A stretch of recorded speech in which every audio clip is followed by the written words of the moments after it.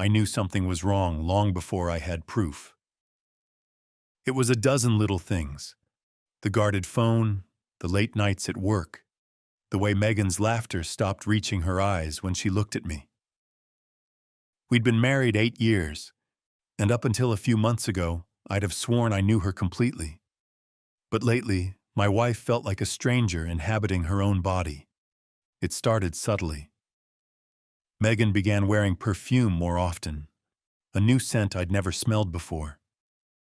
She said a coworker had given her a sample. She started going out for girls' nights twice a week with coworkers I'd never met. At home, her phone became an extension of her hand, always face down on the counter, locked with a new passcode she wouldn't share.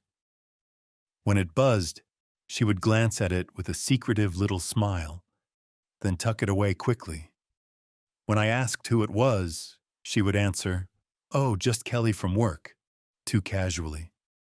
I tried to ignore the gnawing in my gut. I didn't want to be that paranoid, jealous husband. Megan and I had always trusted each other, but the more I ignored it, the more the doubts festered. I found myself replaying the odd moments in my head late at night.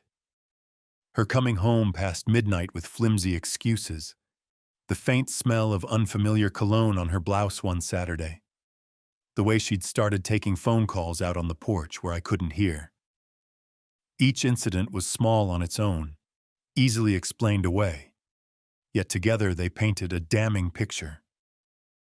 One Tuesday, I came home early from work, hoping to surprise her with takeout from her favorite Thai place.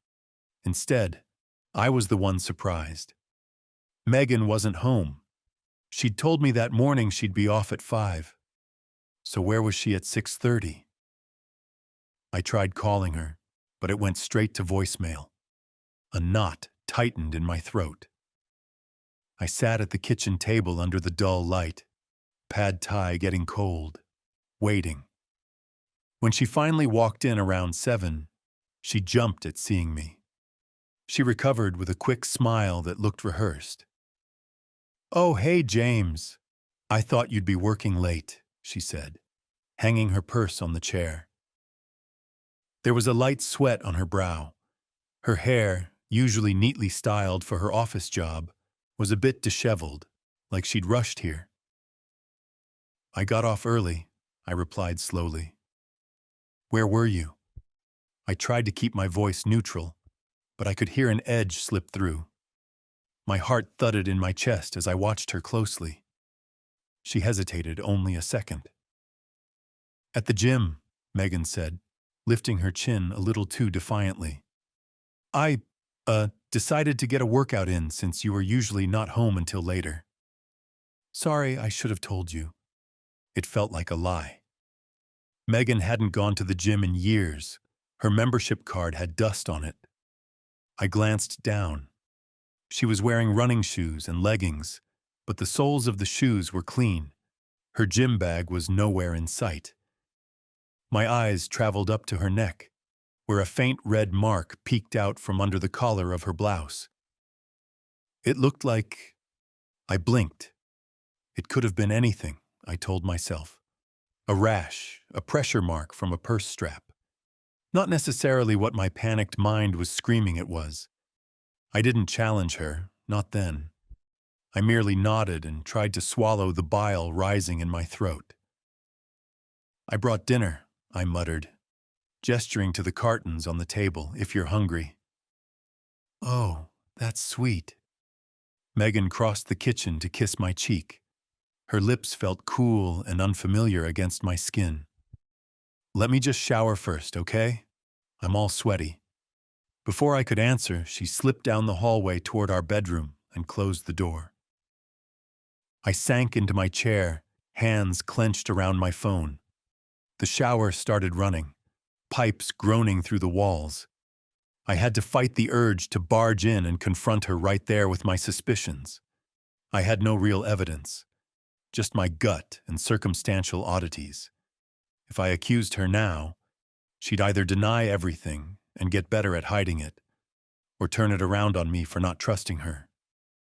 So I sat, chewing on cold pad thai and darker thoughts. That night, I lay next to Megan in bed, her damp hair splayed across the pillow.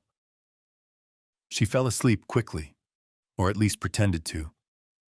I stared at the ceiling for hours, my mind churning. The scent of that strange cologne still seemed to linger, or maybe it was my imagination torturing me. I replayed the week's events. Her canceled date night because work ran late. The new lace underwear I found buried in her drawer, never once modeled for me. Her mention of a project with some guy named Connor from her office. Was Connor even real, or just an alias for someone else? I needed to know the truth. Otherwise, these suspicions would eat me alive. In the dark, I turned my head and watched my wife's silhouette. She looked peaceful, innocent even, breathing slow and steady. It made me angry how normal she could seem while my world was quietly cracking. I slipped out of bed carefully, heart pounding, and crept around to her side. On the nightstand sat her phone.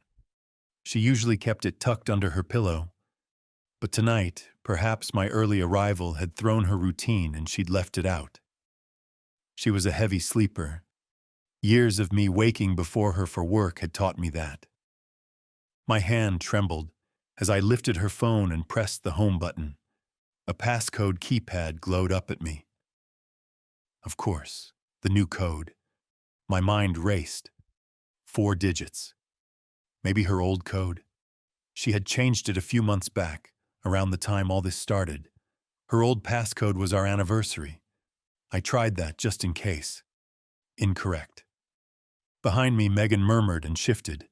I held my breath, standing in the dark, feeling like a thief in my own home. After a moment, she settled into stillness again. I exhaled silently. I had to take a different approach. Gingerly, I placed her phone back down exactly as it was and returned to bed. As I lay there, another idea crept in. Megan's company phone. She had a work-issued phone too, one she seldom used at home except to check emails. It might not be as closely guarded. If she was sloppy, maybe she communicated with him on that device instead. It was a long shot, but any port in a storm.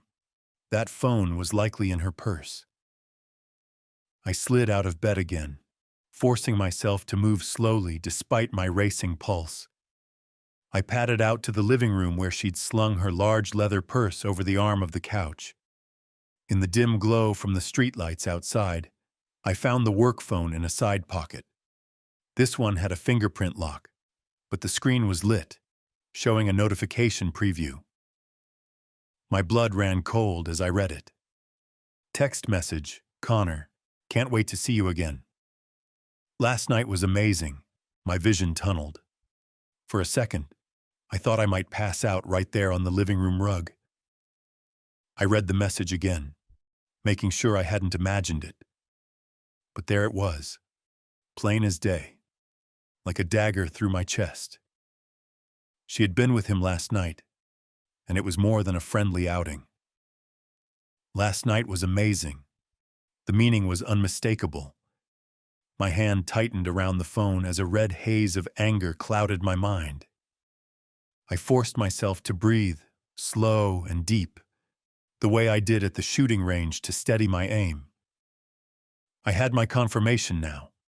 The thing I dreaded, the thing I'd prayed wasn't true, was spelled out in glowing pixels on her screen. Megan was having an affair. My first impulse was to storm back into the bedroom, shake her awake and demand answers, scream every curse I knew at her betrayal. The image of me doing just that flashed in my mind. My voice raw, her shocked face. Maybe she'd cry. Maybe she'd lie some more. I could already hear her voice in my head. It's not what you think, James. Let me explain. I clenched my jaw until it hurt. No, not yet. I swallowed the bitter bile of rage and hurt. Confronting her in a blind fury would feel good for maybe 30 seconds, but then what? She'd deny or deflect.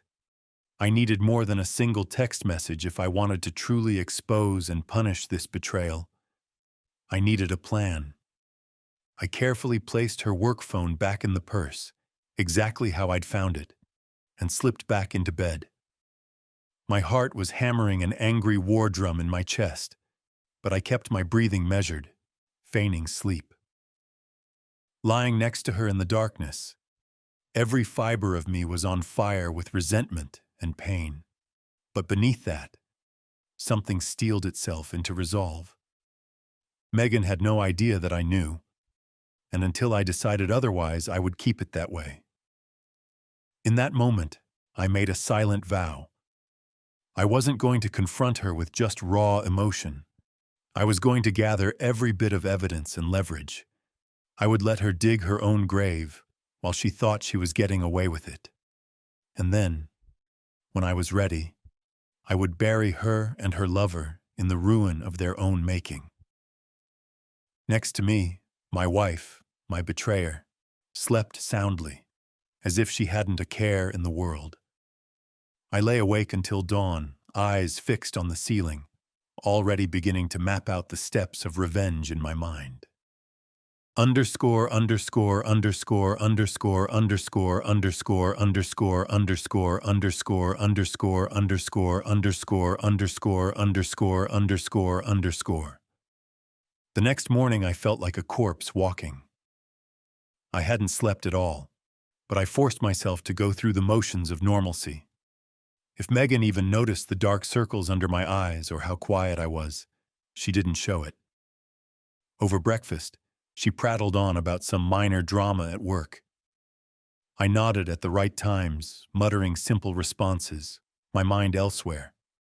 Every word out of her mouth sounded false to me now. A charade.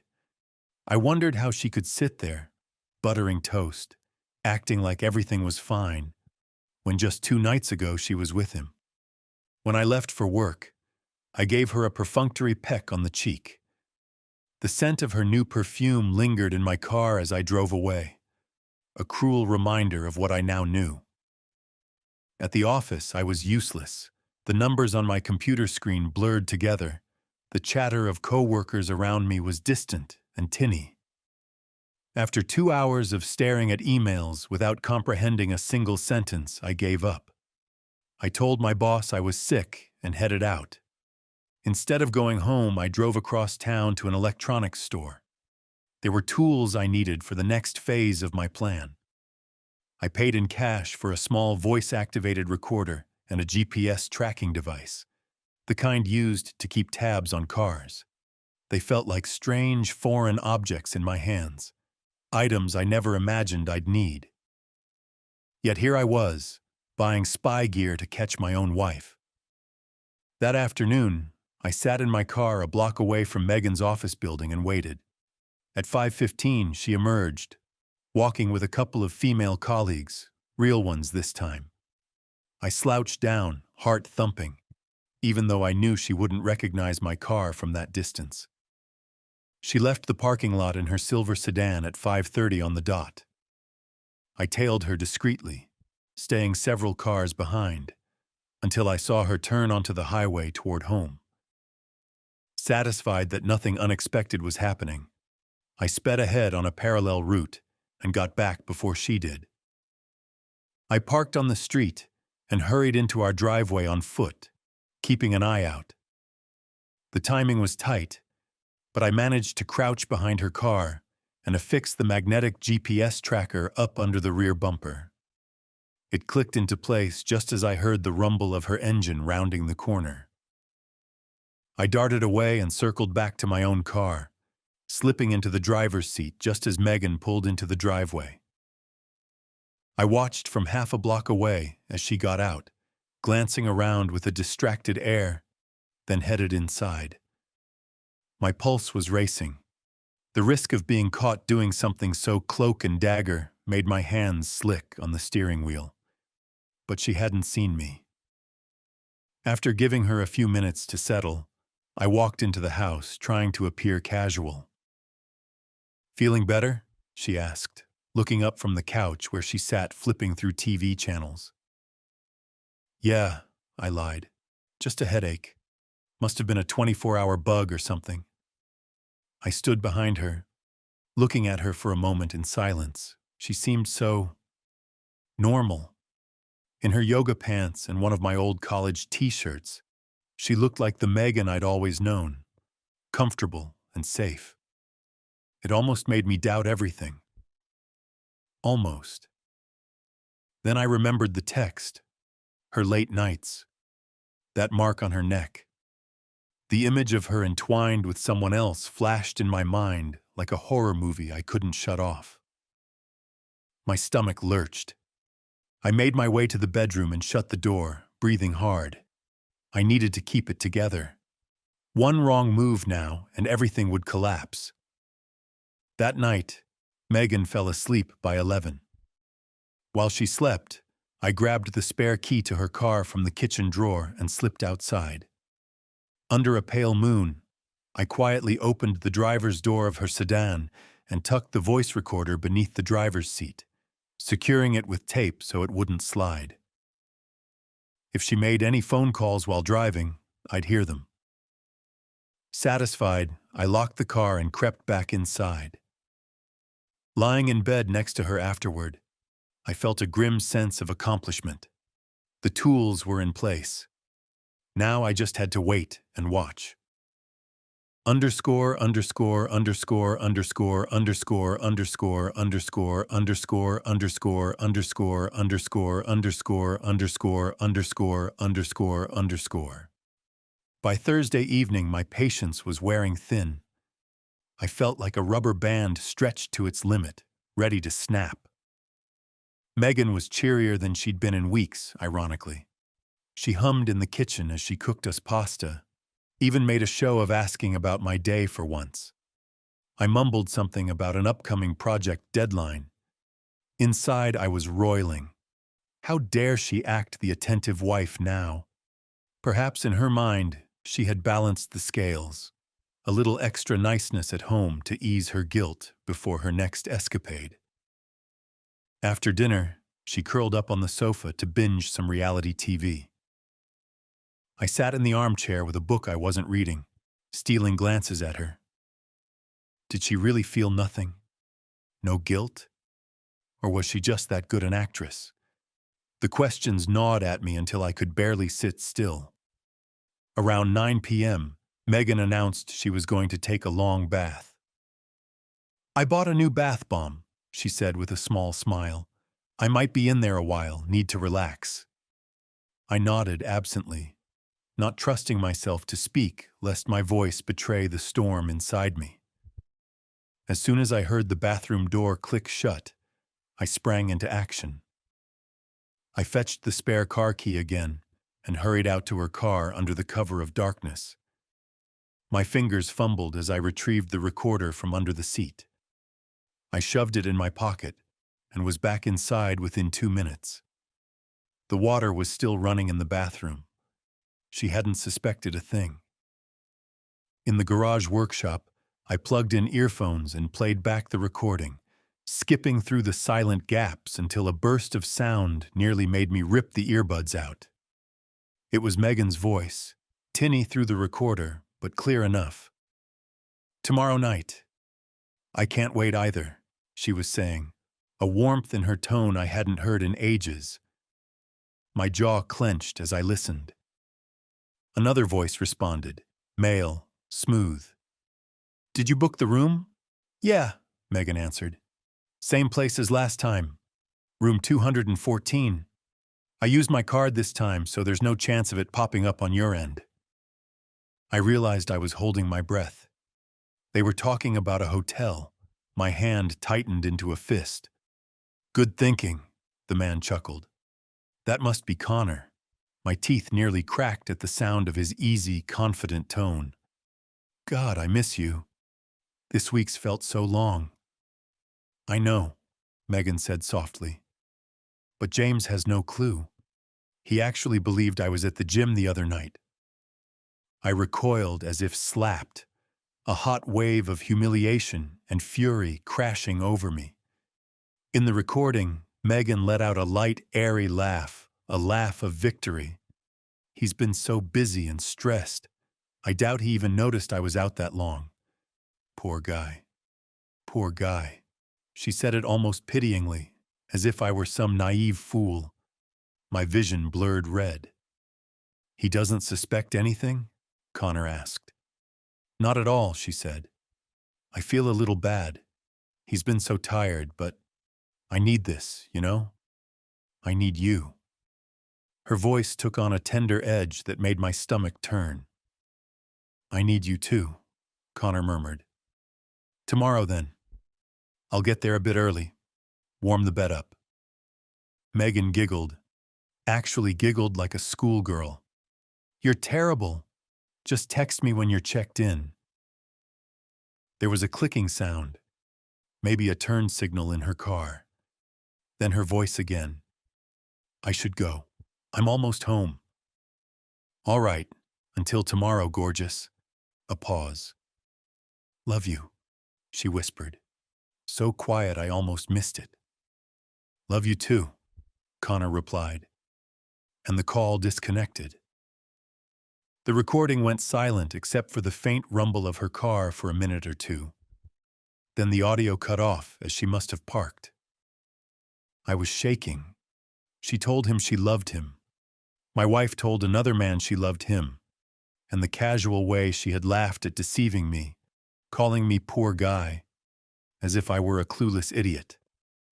I realized I had bitten down on my tongue. I tasted blood. I tore the earphones out and hurled them onto the workbench. A strangled noise escaped my throat, half sob, half growl. I staggered to the wall and slammed my fist against the drywall, once, twice, as hard as I could. Pain jolted up my arm, but I welcomed it. It was real, something sharp and clear to cut through the haze of betrayal. In the small workshop window's reflection, I saw a wild-eyed man I barely recognized. Face contorted in rage, tears of frustration brimming. I sucked in deep breaths, trying to regain control. I couldn't fall apart now. Tomorrow night. Room 214 at the Briarwood Hotel. I knew the place. It was a business travel lodge off the highway. They had used it before, apparently. The thought made me want to put my fist through the wall again, or through Connor's face. But I held back. Instead, I focused on the facts. They thought I was oblivious. They would meet tomorrow night, likely around the same time as before. This was my chance to catch them red-handed, to gather the final proof I needed. I carefully hid the recorder in a drawer and pulled myself together. In the mirror, I practiced a neutral expression, then a concerned one, as if I were about to ask my wife if she was okay. My face slowly relaxed from a rictus of rage to a mask of composure. Upstairs, I could hear the quiet splash of Megan moving in the bathtub. Taking a last shuddering breath, I left the workshop and headed back inside. I knocked gently on the bathroom door. "Hey, you all right in there?" I called, aiming for casual concern. "Mm-hmm," she answered, voice lilting over the sound of water. "Just soaking. Be out soon."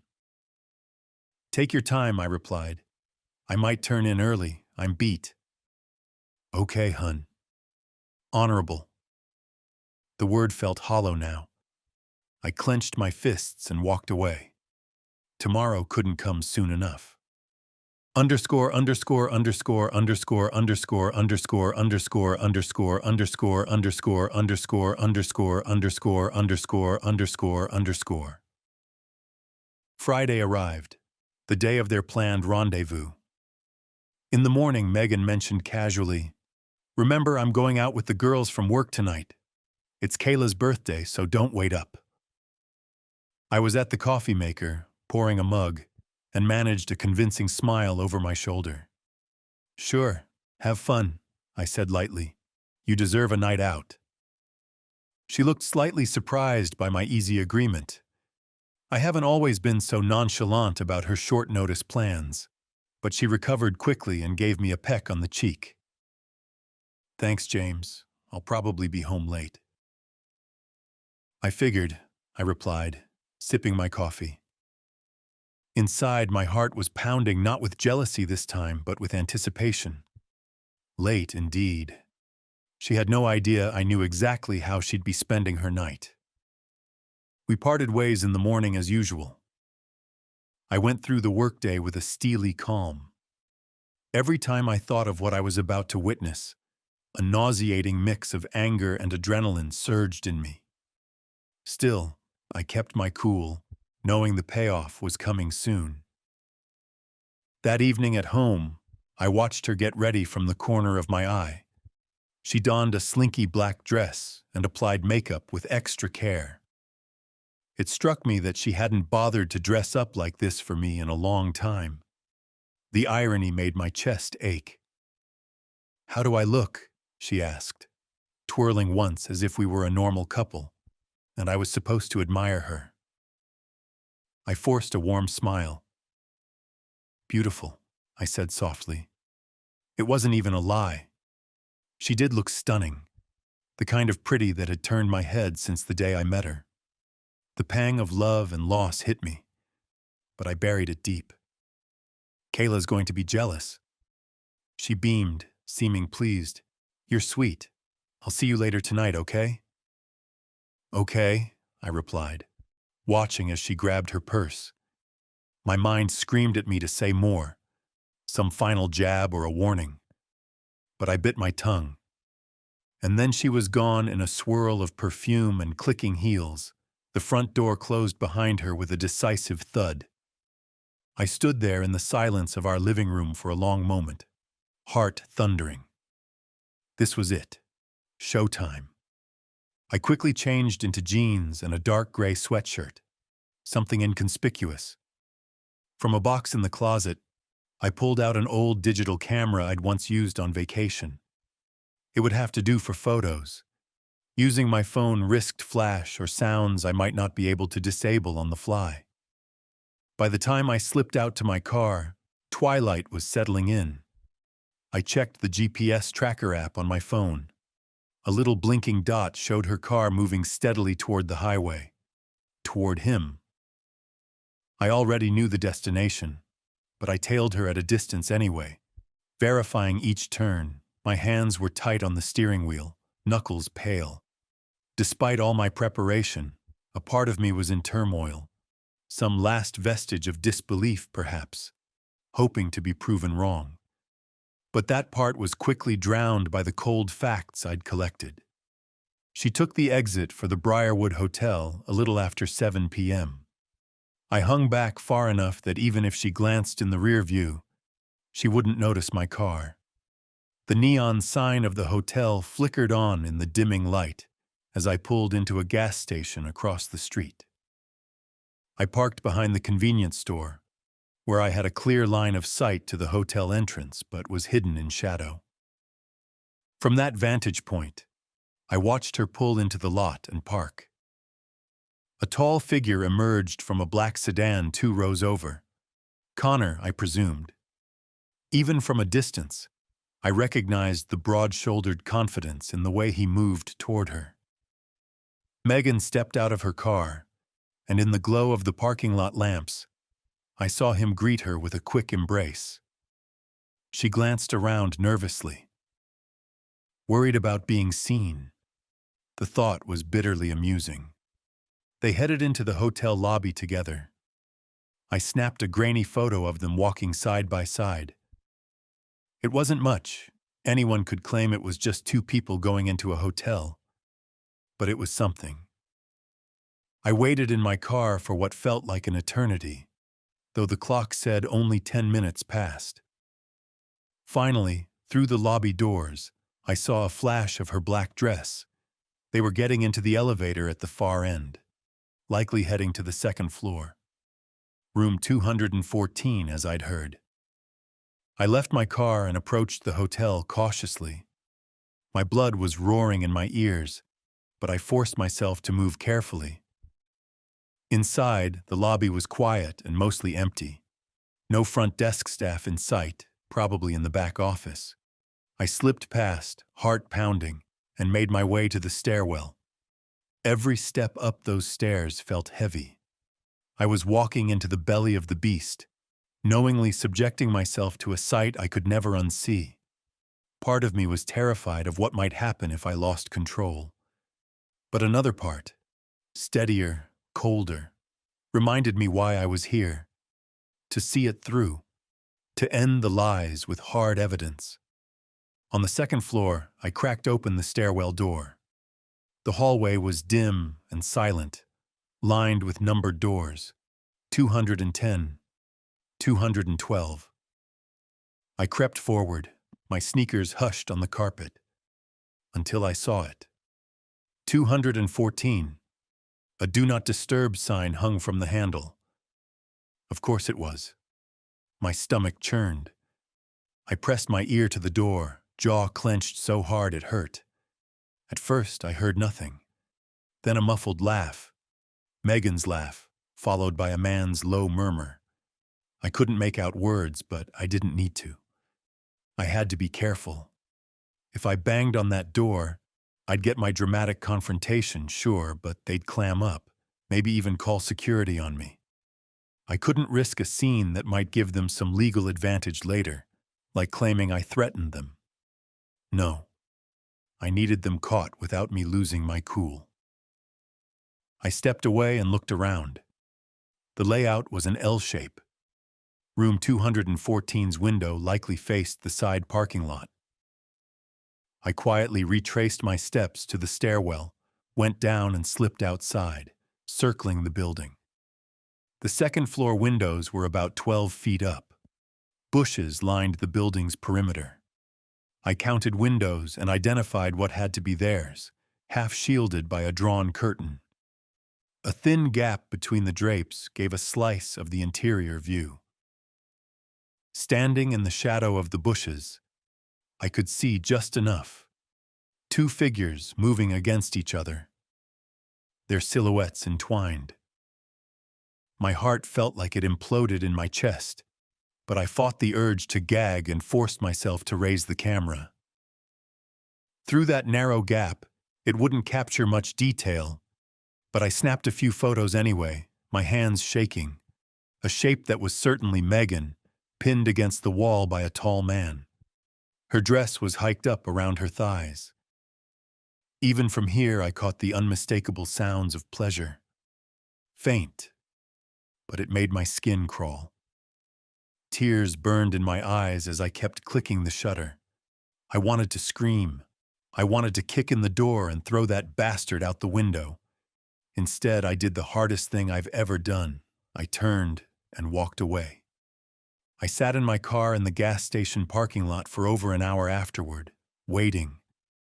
I alternated between hot, blinding fury and a cold emptiness that scared me more. At some point, I realized my cheeks were wet. I wiped the stray tears away and checked the hotel entrance relentlessly. It was nearly 9:30 when I saw them come out. They exited side by side through the lobby, looking around cautiously. Connor had a duffel bag slung over his shoulder. Maybe he'd booked the room under the guise of a business trip. Megan was smoothing her hair, her face a mix of post-coital flush and nervous guilt. I sank low in my seat as they kissed briefly by her car. She said something to him, if only I could hear, and then they parted. He walked off to his own car, and she got into hers. I raised the camera one more time and zoomed. I caught a clear shot of her face as she sat in the driver's seat checking herself in the mirror, and another of him driving past in his sedan. These would complement the evidence I already had. Megan pulled out of the lot and headed home. I gave her a 5-minute lead and then followed at a distance. My chest felt strangely hollow now. The adrenaline high was ebbing, replaced by a grim finality. I had seen all I needed to see. When I got back to our neighborhood, I made sure to arrive a little after she did. I parked down the street and walked up quietly. From outside, I could see the downstairs lights on through the curtains. She was in the living room. I took a deep breath, then opened the front door, jingling my keys a bit loudly to announce myself. Megan was curled up on the sofa, still in her black dress, though she had kicked off her heels. At the sound of me, she looked up, eyes wide and slightly glassy. "Oh, hey! I thought you'd be asleep," she said, her voice a touch high-pitched. I stepped inside, keeping my face composed. "I was out," I answered simply, hanging my keys on the hook. "Got a drink with a buddy." It was the first thing that popped into my head. She nodded, too quickly. "How was it?" "Fine," I said. A heavy silence settled. She was fidgeting with the hem of her dress, probably wondering if I noticed the flush on her skin or the smell of cheap hotel soap that clung to her. "You have fun at the birthday?" I asked, hearing the tightness in my own voice that I hoped she'd mistake for fatigue. "Mm-hmm," she said. It was low-key, just the girls. Her lie hung in the air like poison gas between us. I couldn't talk to her another second without betraying myself. "I'm beat," I said, already moving toward the stairs. "We'll catch up tomorrow, okay?" "Sure," she said softly. "Night." I didn't look at her as I climbed the stairs. I couldn't. In the bedroom, I closed the door and finally exhaled the breath I'd been holding since I walked in. My hands were trembling, but I'd done it. I had gathered my damning evidence and kept my cover intact. That night, as she eventually slipped into bed after showering, I lay facing away, eyes open in the dark. My mind replayed the sight of their bodies through that window over and over, until I thought I might scream, but I stayed silent. This was the price of patience, I told myself, and soon they would pay their price too. Underscore underscore underscore underscore underscore underscore underscore underscore underscore underscore underscore underscore underscore underscore underscore underscore. The next morning I decided it was time. I couldn't pretend much longer without losing my sanity. The moment had come to spring the trap I'd so carefully set. It was Saturday, and Megan woke up late, around 10. I was already downstairs, nursing a cold cup of coffee at the dining table and staring blankly at the backyard through the sliding glass door, planning the words in my head. She came into the kitchen wearing her robe, hair damp from a shower. "Morning," she greeted me tentatively. "Morning," I replied, voice neutral. She shuffled over and poured herself coffee. I could feel her stealing glances at me. Perhaps she sensed something off, my silence or the way I didn't ask how she slept. "James," she said lightly after a few minutes, "everything okay?" I looked up and met her eyes. I saw her shift her weight, nervous. Her guilt was showing in the tight lines at the corners of her mouth. I realized she might be anxious that I suspected something from last night. She wasn't wrong. I gestured to the chair across from me.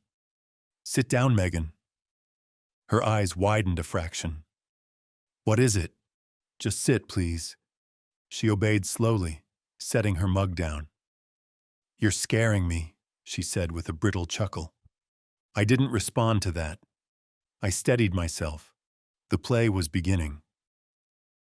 "Is there anything," I said carefully, "you want to tell me?"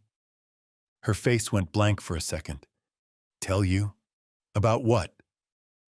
I just watched her, letting the silence and my steady gaze unnerve her. She swallowed. "James, you're being weird. What's going on?" I let out a slow breath. "How was Kayla's birthday last night?" She flinched, just barely, but I caught it. I told you it was fine. Nothing big." "Uh-huh." I nodded slowly. The urge to scream accusations was tugging at me hard, but I held it down. "Funny thing, though. I ran into Kayla's husband at the store last night." Megan's hand tightened around her coffee cup. You did?" Yeah, I lied effortlessly, leaning back. I mentioned you all were out for her birthday. He looked pretty confused, said it wasn't until next month. The color drained from her face. She opened her mouth, closed it, then opened it again. Oh, maybe I mixed up. Stop. The word came out sharper than I intended. My composure slipped for an instant, and I saw her eyes fill with fear. I took a breath and continued more softly. Just stop, Megan. I know. Her lower lip trembled. What do you know? But the quaver in her voice gave her away. I felt a wave of anger, remembering her laughter on that recording, her lips on him through that window. I know you're having an affair, I said flatly. I know about you and Connor. The effect was immediate. She sucked in a breath as though I'd slapped her. James, She surged to her feet, one hand to her mouth. It's not. I can explain. Can you? I stood as well, unable to remain seated any longer, because I'm dying to hear an explanation for how my wife ends up in a hotel room with another man. She gasped, eyes wild. Clearly, she hadn't realized I had that much detail. You followed me. I did, I admitted. There was no point denying it. Wednesday, and last night. Megan's face contorted between shame and a flash of anger. You spied on me? That's rich. I cut her off coldly. Yes, I spied. After you lied, over and over. What was I supposed to do, just let you continue until you maybe decided to drop me like a piece of garbage? Her eyes welled up. I wasn't going to drop you, James, please. We can talk about this. Talk? I let out a bark of laughter. My self-control was hanging by a thread. Images of them together flickered in my mind, stoking my fury. Sure. Let's talk about how you lied to my face day after day. How you laughed at me behind my back. She looked genuinely bewildered through her tears. Laughed at you? I never… Poor guy, I snarled, unable to stop myself. Ring any bells? He has no clue, poor guy. I mimicked cruelly. Megan went sheet white. She realized exactly what I was referencing. Her phone call in the car. For a moment she was struck silent, horror in her eyes that I had heard her utter those words. Then the dam broke. I'm sorry, she sobbed. Oh God, James, I'm so sorry. She reached for me, but I stepped back, raising a hand to ward her off. I didn't want her touching me. Not now, maybe not ever again. How long? I demanded. She wiped her eyes, mascara smearing. A few months, she whispered. It just happened. I never meant to hurt you. I barked another humorless laugh. Well, you certainly succeeded in hurting me, whether you meant to or not. I paced a few steps, running my hands through my hair. The months of deceit, the gaslighting, all of it was out in the open now, scorching the air between us. She collapsed back into the chair, face in her hands. It was a mistake, she wept. I didn't know how to stop it. I was scared.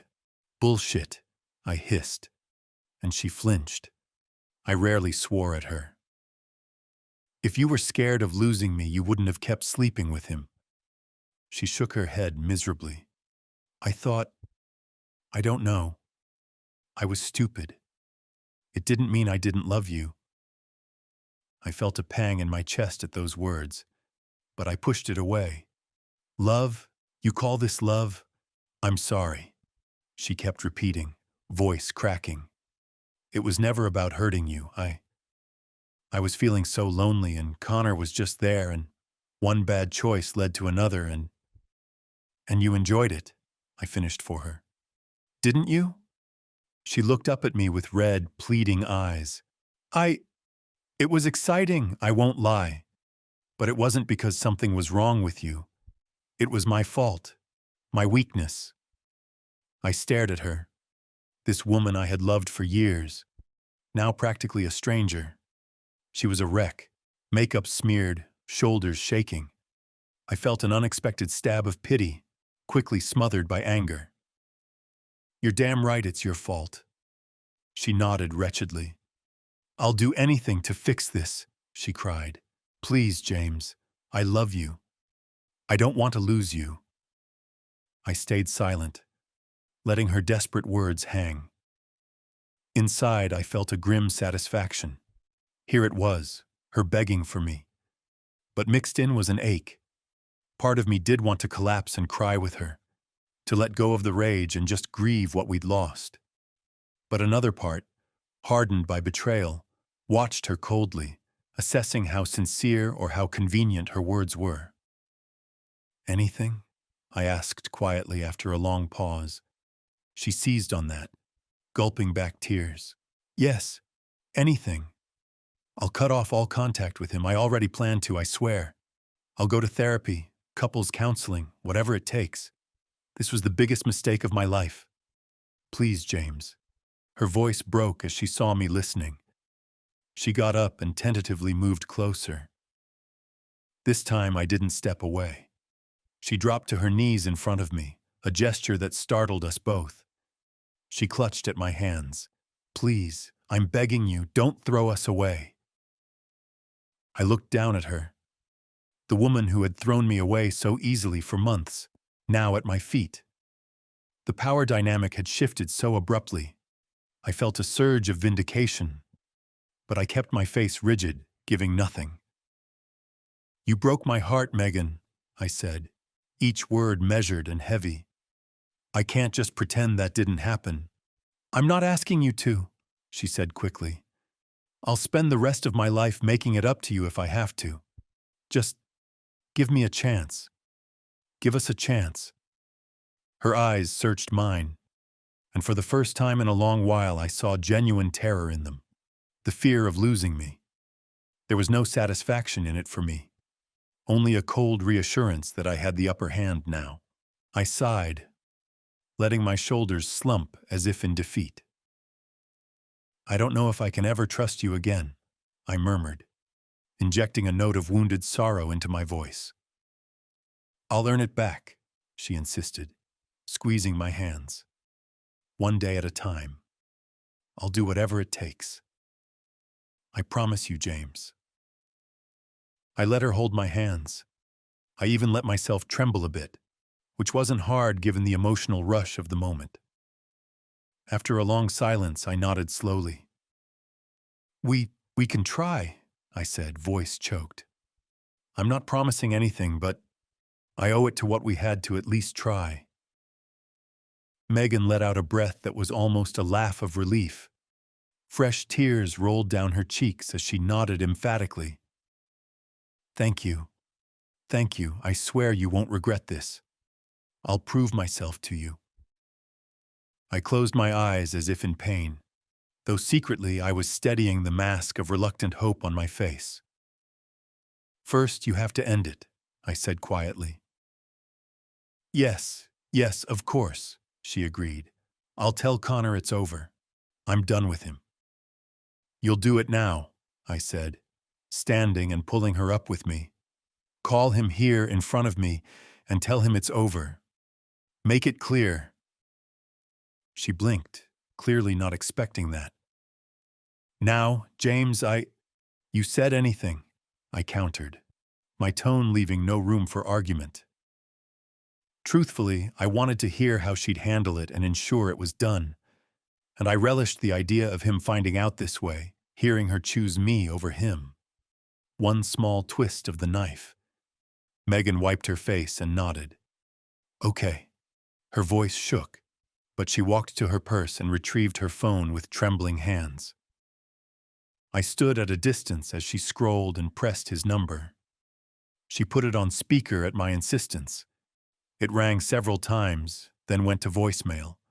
She hung up, glancing at me nervously. He didn't pick up. "Leave a message then," I said coldly. "No ambiguity." She hesitated. Then when the beep came on the second call attempt, she steeled herself. "Hi. "It's me," she said shakily. I, I can't do this anymore. What we had was a mistake. I love my husband, and I'm going to make my marriage work. So this is goodbye, Connor. Don't contact me again." Her voice cracked at the end, but she managed the words. She hung up and looked at me, eyes brimming. "I did it."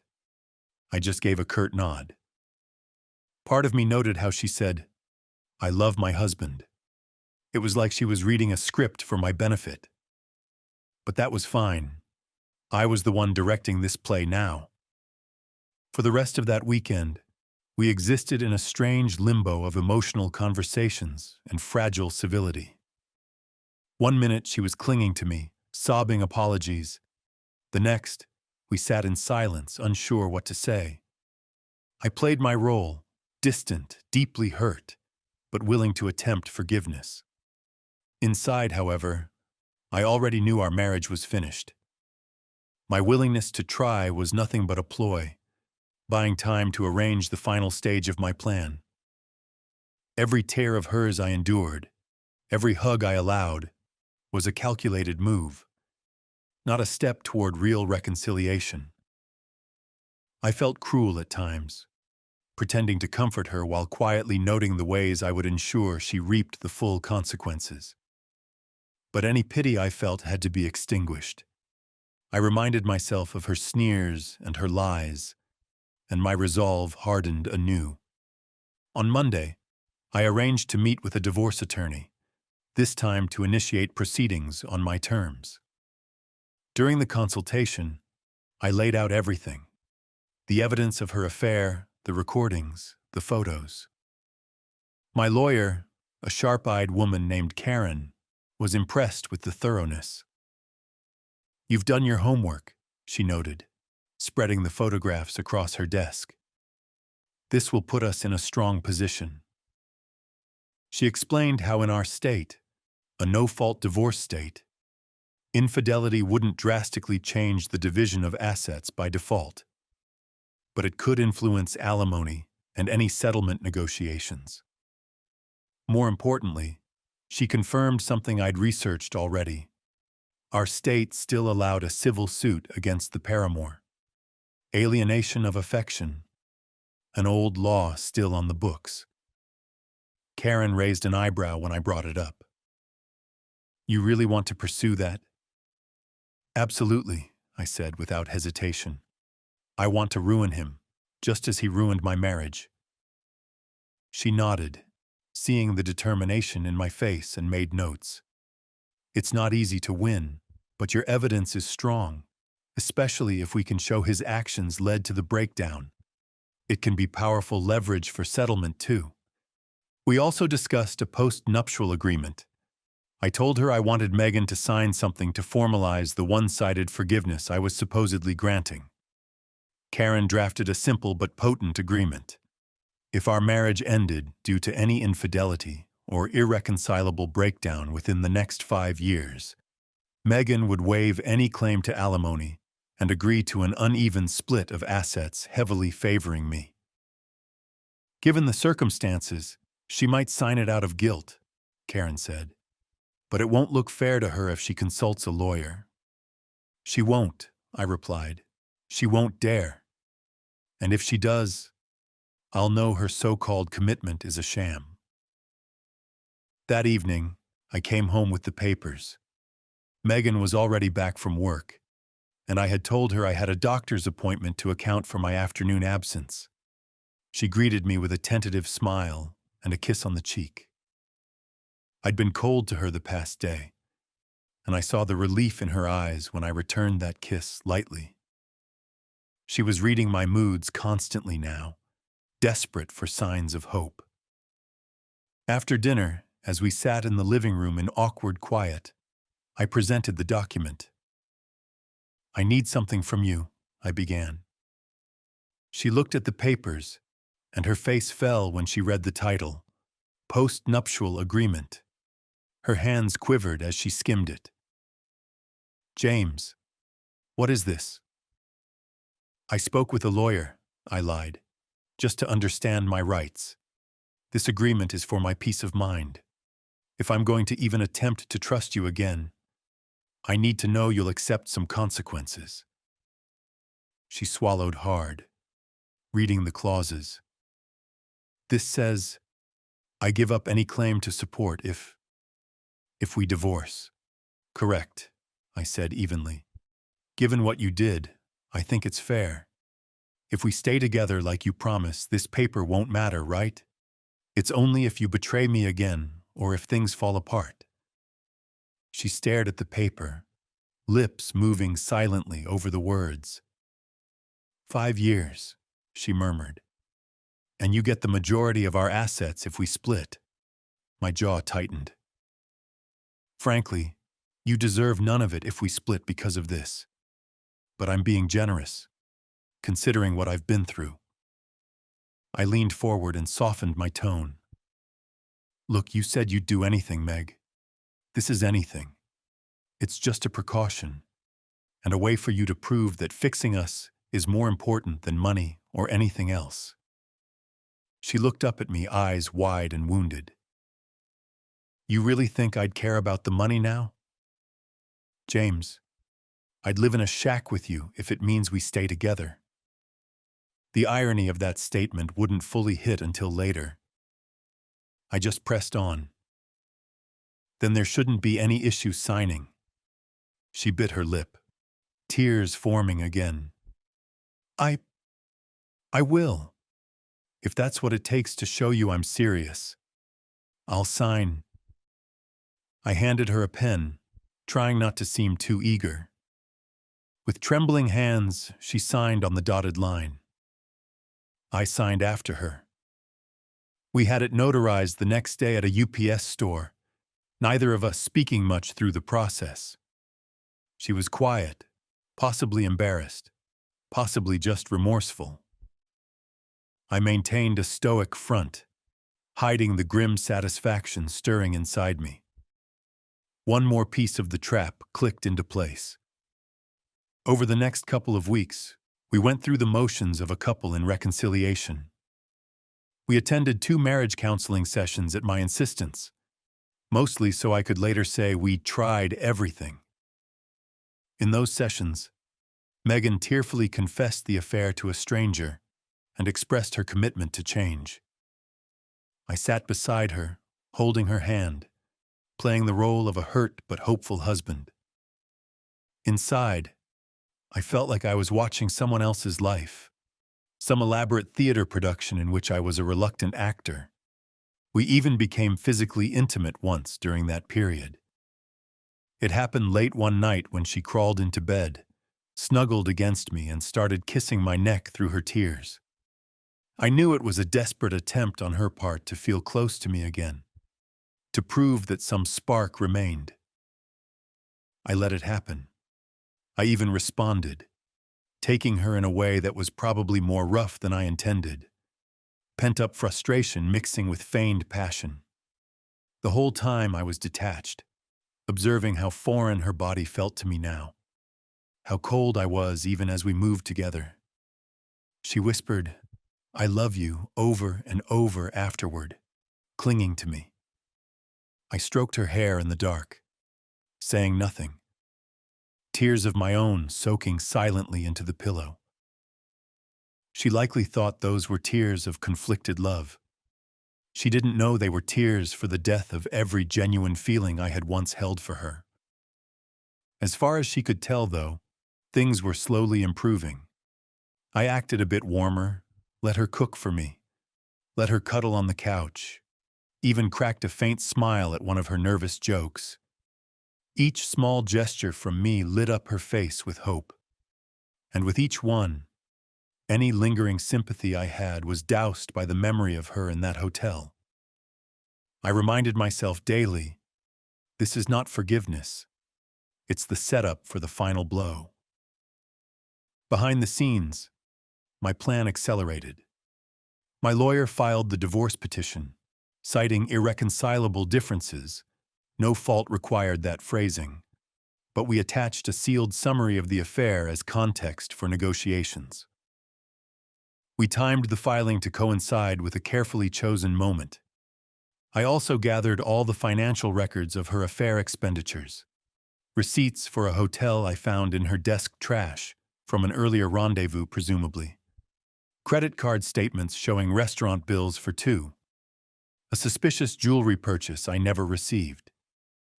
These would serve two purposes: demonstrate marital waste for the divorce settlement, and, if needed, evidence in the civil suit that the affair wasn't just emotional. Meanwhile, I prepared an anonymous packet to send to the HR department of Megan's company. She worked at a mid-sized tech firm where, as I knew from her own complaints, office affairs were frowned upon. Connor was actually her project manager, her superior. Their tryst was not just unethical, but against company policy. I had printouts of a few incriminating emails I'd pulled from her work account. She had once given me her password long ago to help with a software issue, and amazingly, hadn't changed it. A lapse that made this part almost too easy. In those emails, she and Connor had planned at least one rendezvous during work hours. That was more than enough fodder for HR, especially combined with the photographs of them entering that hotel on a Monday lunch break 2 weeks prior. Once I knew of their routine, I'd tracked them in daylight as well. Finally, there was the matter of the lawsuit. My attorney helped draft the complaint for alienation of affection and criminal conversation, the old term for the act of adultery. It was a hefty document laying out how Connor seduced my wife and willfully interfered in our marriage. Dramatic legalese, yes, but effective. We asked for $500,000 in damages, a moonshot amount, but it got the point across. We fully expected it to make him sweat. By mid-month, everything was ready. The stage was set for the crescendo of my revenge.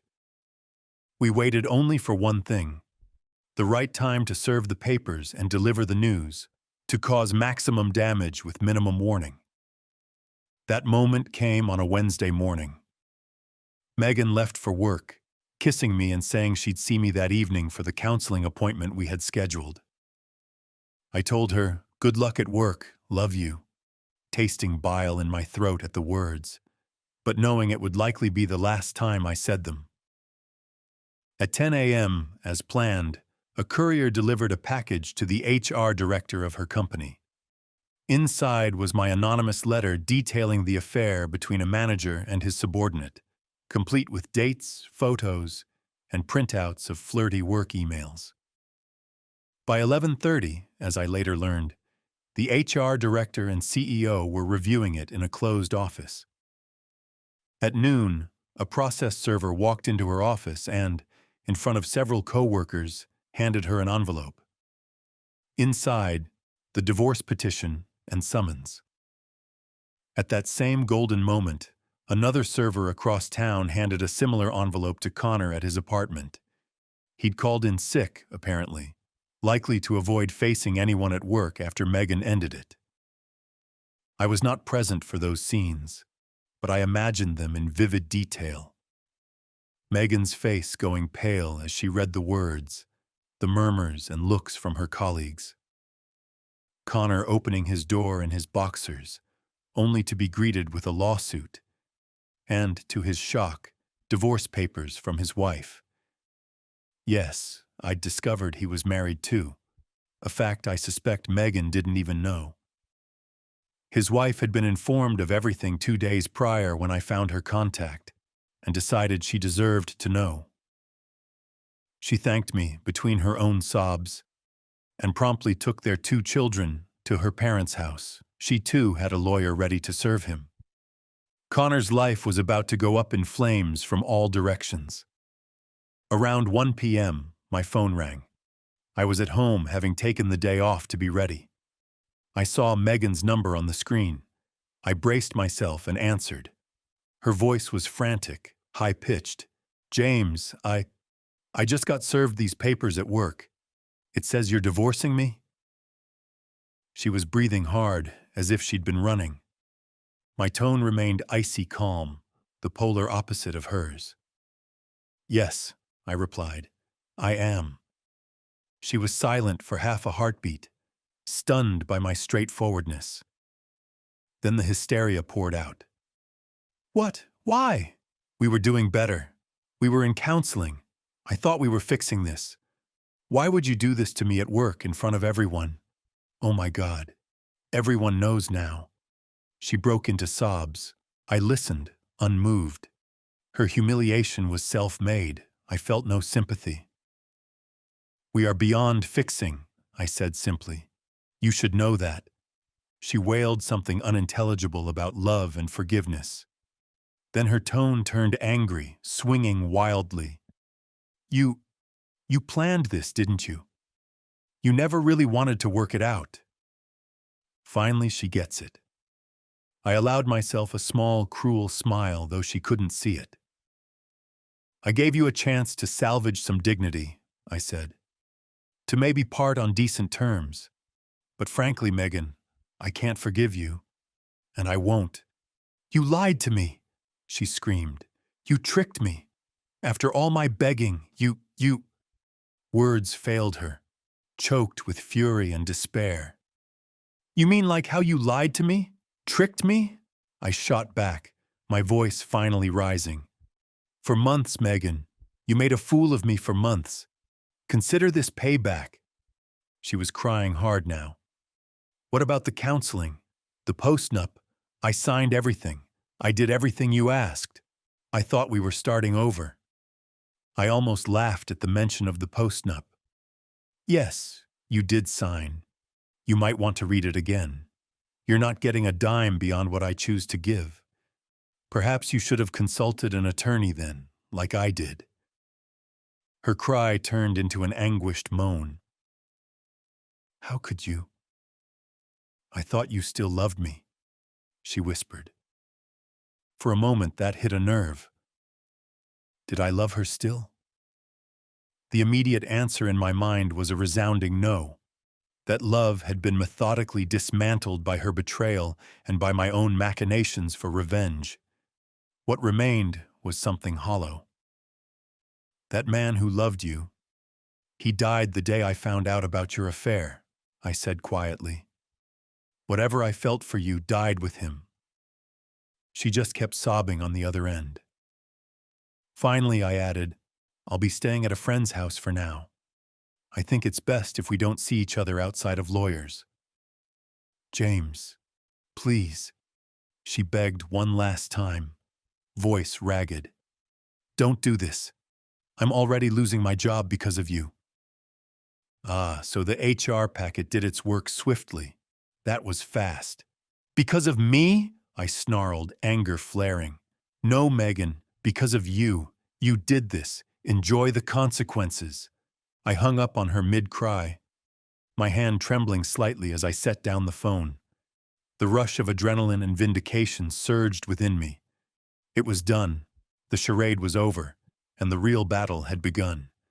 Over the next weeks, the fallout was absolute. Megan was indeed fired. So was Connor. Fraternization and misuse of company time, they said. Her lover's wife filed for divorce immediately upon receiving the evidence I'd gladly provided through my lawyer. The last I heard, that woman was going after him for everything, and with 2 kids and his proven infidelity, he was in a bad spot. Good. As for the alienation of affection suit, Connor panicked. His attorney reached out to mine almost immediately, angling for a deal. The prospect of a public trial and possibly a large jury award clearly terrified him. He wound up agreeing to a hefty settlement just to make it go away. $100,000 paid to me over time. I hadn't really cared if I'd see a penny of it. I did it to maximize his misery. But watching him effectively pay for the privilege of sleeping with my wife was a bitter kind of justice. Word is, he liquidated his 401k and sold his fancy car to cover it. I doubt his new single life with a ruined career and mountains of debt was what he imagined when he was whispering sweet nothings to Megan in motel rooms. Our divorce proceedings were mercifully brief. Thanks to the post-nup and the pile of evidence demonstrating her misconduct and financial waste on the affair, she had virtually no leverage. We mediated a settlement that was basically what I wanted. I kept the house, my retirement accounts, and my car. She kept her own car and a small bank account we'd earmarked for vacations, which, given her unemployed status, she likely needed to live on. The agreement spared us a trial. Frankly, she was too defeated to fight for more. Not with that document bearing her signature, and certainly not with the threat of those photos and recordings being introduced if she pushed me. The day the divorce was finalized, 6 months later, I walked out of the courthouse a free man. It was a gray morning, fitting weather for the close of this grim chapter of my life. Megan was there across the hallway, looking small and hollow-eyed in a wrinkled suit. We didn't speak. We had said all we needed to say through lawyers and venomous text messages long ago. She approached me timidly as I was leaving. "James," she said softly. I paused, looking at her. It was one of the rare times I'd seen her since that explosive phone call. She looked older, as if the stress had etched itself into her face. Part of me almost felt sorry. Almost. "What is it?" My voice was flat. She searched my face. I just want to say I'm sorry. Again. I know you won't forgive me, but I need you to know I truly am sorry for everything." I regarded her for a moment. This broken woman before me only vaguely resembled the vibrant, carefree wife I'd once had. There was no satisfaction in seeing her like this, I realized. The satisfaction had come earlier, in the heat of retribution. Now there was just emptiness where our life together had been. "I know you are," I said quietly. It was the closest I'd come to an acknowledgement. She nodded, wiping a tear. I hope one day you find happiness, James. You deserve that." She still cared enough to say that? Or maybe it was just guilt talking. I gave a faint shrug. "You too," I muttered, though I didn't really mean it. If anything, I hoped her life withered in the shadow of what she'd done. But those thoughts felt tiring now. She offered a weak, sad smile, as if recognizing the hollowness of our exchange. Then she turned and walked down the courthouse steps to whatever awaited her next. For me, what awaited was a life on my own terms. Alone, but on my own terms. In the weeks that followed, word of what happened spread through our social circles. Some friends reached out to express shock or sympathy. Many hadn't known a thing until it all blew up. I was frank with those who asked. I told them she cheated. I told them we divorced because of it. I felt no need to cover for her or hide my vindication. Our old friend group effectively dissolved. A few sided with her out of pity or long history, but most offered quiet support to me and kept their distance from her. In their eyes, she was the unfaithful one, and apparently my method of handling it, while dramatic, earned some nods of respect from those who privately said, "I don't blame you at all." Her own family was devastated. Her mother called me once in tears, apologizing for her daughter's behavior and begging me to reconsider.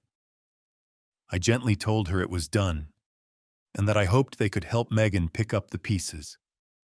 I think that was when it hit me. I'd loved being part of that family, and now I was cut out, by my own doing, albeit triggered by hers. Another casualty of her affair. And what of Megan and Connor? They didn't ride off into the sunset. From what I heard, they scarcely spoke after everything collapsed. Their affair, thrilling under secrecy, crumbled under the harsh light of consequences. Perhaps they blamed each other for what happened. I don't know. And I don't particularly care. Last I learned, Connor left town, a pariah after both his and my lawsuits made the local news. The gossip was juicy for a while. The betrayed husband who sued his wife's lover. I'm sure it was scandalous dinner conversation in many circles. Good riddance. Megan moved in with her sister in a neighboring city. She struggled to find stable work for a long time. Hard to explain a sudden firing without a reference. She ended up selling her car, the one asset she had left, to make ends meet for a while. I suspect she might have reached out to me for financial help if not for pride, and the absolute hostility between us by the end. Am I happy now? It's a question I ask myself often. The truth is, I'm not sure that happy is the right word. Relieved is more like it. I feel relief that I didn't let them walk over me, that I fought back on my own terms. There's a cold comfort in knowing that the people who hurt me paid dearly for their betrayal. In that sense, yes, I feel a grim satisfaction. But happiness? That's harder to grasp. I lost my marriage, the woman I once deeply loved, and many illusions about trust and fidelity. These days, I keep to myself. I focus on work. A promotion came through last month, one I probably wouldn't have pursued if my life hadn't been upended. I hit the gym more now, turning pent-up emotions into iron and sweat. I'm rebuilding, slowly, piece by piece. Sometimes, on quiet nights, I do feel a pang of loneliness, but I remind myself that being alone is far better than being lied to. My home is peaceful now, no secrets, no tension, just me and the silence, and I find I can live with that. The man who emerged from this saga is not the same naive husband who never checked his wife's phone. That man is gone. In his place is someone harder, perhaps, but wiser. I understand the darkness people are capable of, even those you trust most. And I've learned how far I'm willing to go when pushed beyond my limit. As I sit on my back porch in the evenings, watching the sun set with a whiskey in hand, I sometimes replay it all, wondering if I went too far. But then I recall her voice on that recording, dripping with derision. Poor guy. I remember standing under that hotel window, seeing my life shatter, and any doubts I have evaporate. I didn't just win. I annihilated the lie that was my marriage and the interloper who tried to profit from my trust. In doing so, I set myself free. Freedom is not the joyous triumph I once imagined. It comes with scars and solitude. But it's honest. And after living through so many lies, I'll take an honest, solitary life over a deceitful partnership any day. In the end, I got what I wanted. Megan and her lover lost everything that mattered to them, and I walked away with my head high, battle-worn but victorious. The price?